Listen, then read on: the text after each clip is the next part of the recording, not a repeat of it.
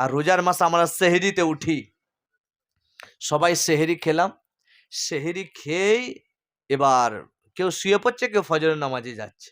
কিন্তু সেহরি যে আল্লাহ করেছেন ফজরের আগে, এর একটা কারণ আছে না নাই? ওয়াজ বুঝতে পারছেন তো? একটা কারণ আছে। আল্লাহ চাইলে ফজরের পরেও করতে পারতেন। আল্লাহ জানেন না বান্দা এতক্ষণ শুকিয়ে থাকবে? আল্লাহ সব জানে। কেন করেছে? বান্দা অনেক গুনাহ করেছো, আমি একটা চান্স দিচ্ছি বান্দা, তুমি ফজরের নামাজের আগে ওঠো, উঠে সেহরি খেয়ে শুয়ে পড়ো না, এটা তাহাজ্জুদের নামাজটা আদায় করো। তাই তো, তাহাজ্জুদের রক্তেই তো সেহরিটা আছে। আপনি পড়লেন 10-12 মিনিট 15 মিনিট টাইম তাহাজ্জুদ পড়ে নিলেন।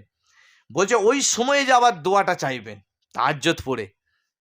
সবাই ঘুমিয়ে আছে, অফিস আদালতে তালা লাগানো, গ্রামের সবাই ঘুমাচ্ছে, স্কুলে তালা লাগানো, আপনি যেখানে কাজ করেন সেখানে দরজা বন্ধ, কিন্তু একজনের রহমতের দরজা খোলা থাকে। তা সেটা কার দরজা? চিৎকার দিয়ে বলুন।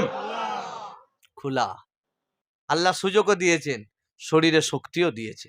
আপনি বসলেন আল্লাহর দরবারে নামাজ পড়ে, দুফুটা চোখের পানি ফেললেন। আল্লাহ এমনও গুনাহ করেছি মানুষ জানলে ঘৃণা করবে, এমন আমাদের অনেক গুনাহ, গোপনীয় গুনাহ আছে না নাই?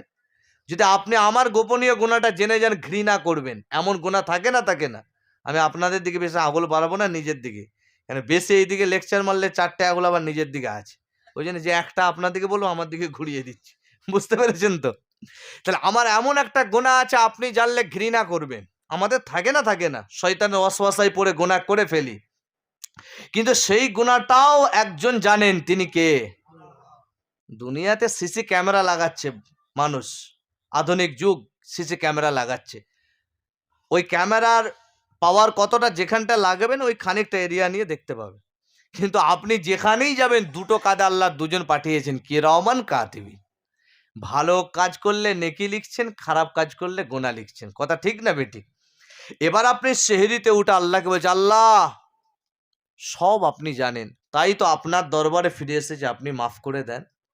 আল্লাহ বলছে যদি আমার বান্দা সব গুনাহ নিয়েও শিরকি গুনাহ না থাকে, এইভাবে যখন চায় আর দুফোঁটা চোখের পানি মুসল্লায় ফেলে, তামাম পৃথিবীতে যত নদ আছে, নদী আছে, খাল আছে, পুকুর আছে, আল্লাহ জাহান্নামকে নেভানোর চেষ্টা করলেও কোনোদিন সম্ভব নয়।